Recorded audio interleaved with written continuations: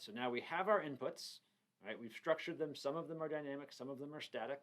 Now we want to build them into our financial statements. So we're going to have to make a few changes as we go over to our income statement. Let's start at the top. So if we look at this formula, what we're doing is we're multiplying the price per unit times the sales in units. So the important thing here is we notice that C4, right, our sales price per unit is not going to move. So we need to make sure we lock that. Once we do, we can copy that cell and paste it over to the end. All right, we now have our sales growing over time. Cost of goods sold, how are we modeling that? We're taking our sales in units times the cost per unit. So now again, we can scroll over, lock our cost per unit.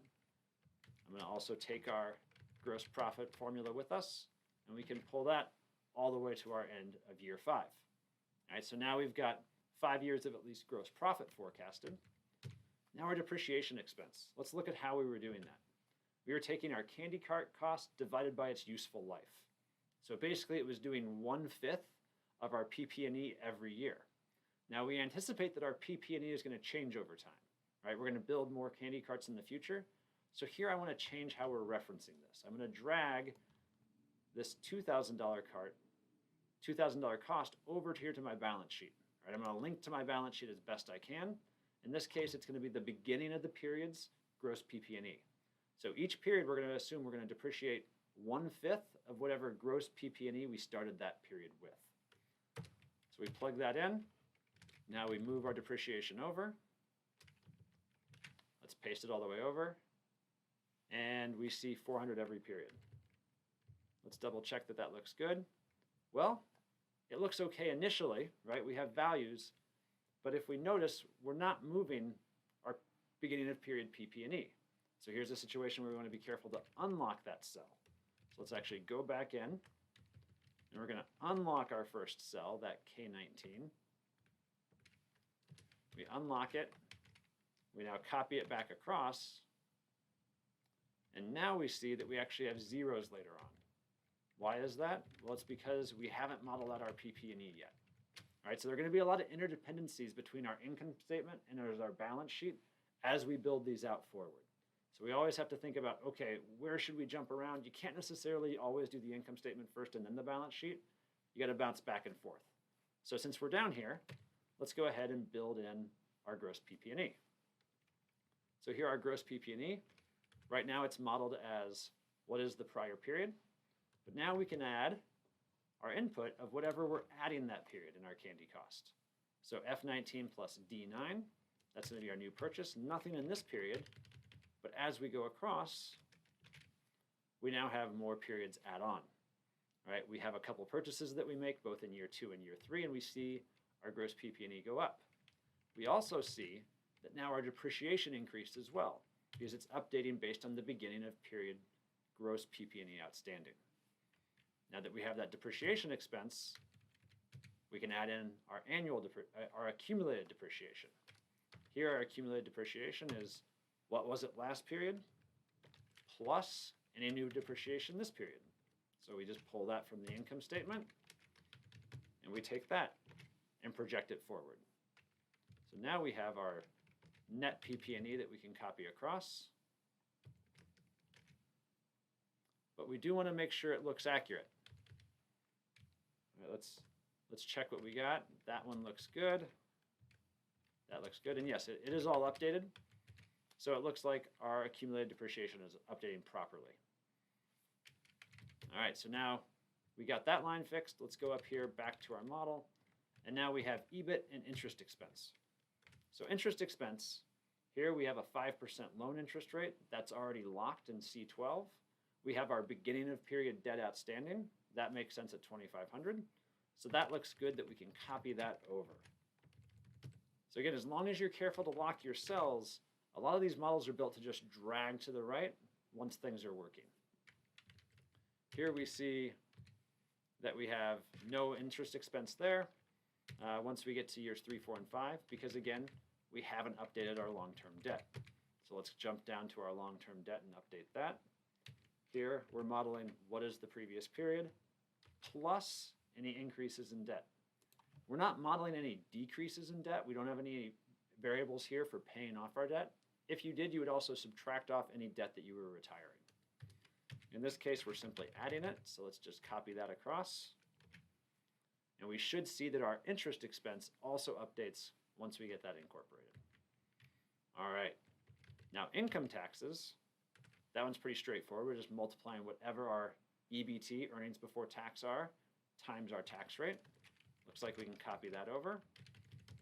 And again, now we have an income statement that is done, right? We have an income statement that looks complete. It turns out we're losing some money those last couple of years. That's okay. We build these projections so we can understand when we're going to lose money, whether we have cash issues, etc. This is a tool for helping us to understand how our business projections translate into actual financial statements. So from here, since we have the net income, the next line I'm going to go to is our retained earnings.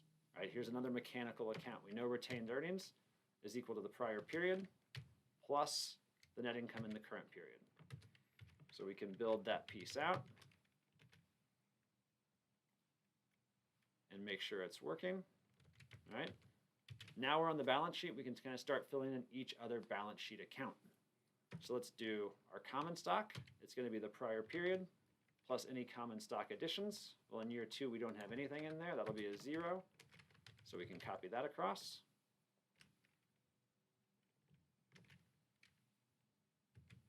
I took it just a little too far, so we'll clean that one up. And now let's finish out our liabilities. Accounts payable, let's see how we were modeling this. So we were modeling it as our cost per unit times our inventory purchases, then times our credit card use of 50%. So in this case, this will still work as long as we come in and lock C5 and C7. All right, we gotta lock those costs in. D6 we want to allow to move so our purchases can move along with it. And we'll copy that over in just a second. Let's look at taxes payable while we're here. Well, taxes payable are just equal to our income tax. We were assuming that it is all payable next year. So what we assume then is that we'll pay that tax that year, that next year, but then we'll also now have a new tax payable based on however much income we make in that second year. So we can continue on with that projection and copy that all the way over to the right. All right, give it a second to come through.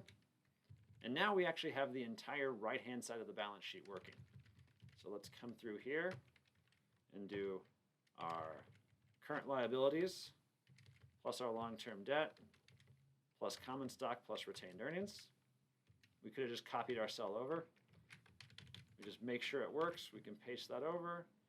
And we'll also go ahead and copy and paste our check at the bottom there. We have our balance sheet balances check. Let's move that over. And right now it's going to say false, right? It shouldn't be balancing quite yet.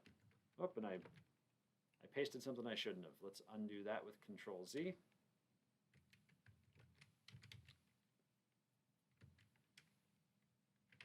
Now we can copy that cell. We didn't quite get copied. And paste it over. All right, now we have a few more assets to do. Let's see how we're modeling inventory.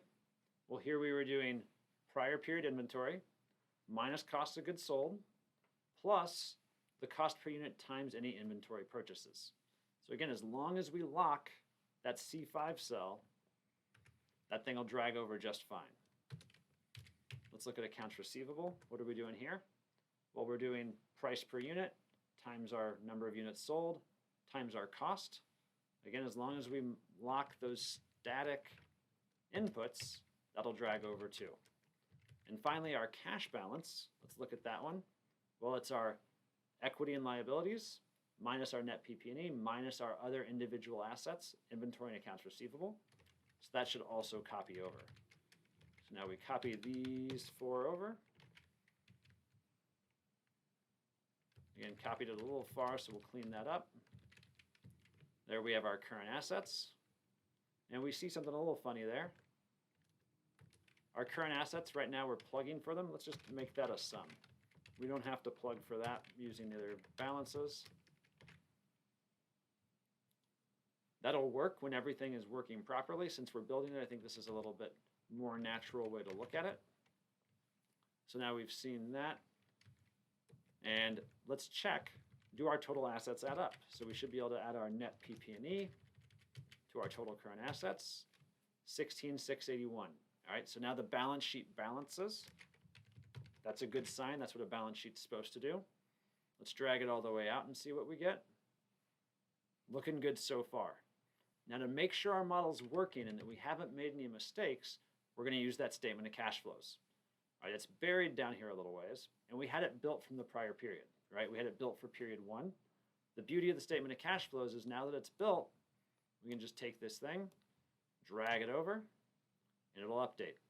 And if you see this at the bottom, true, true, true, true, all right, now you know that your ending cash down here is matching up to your balance sheet cash, and your model is internally consistent.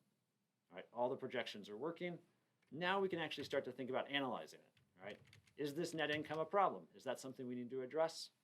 I don't know, but that's the business decision that we can now make because we have our financial statements that we can use as a tool to better guide our current business decisions.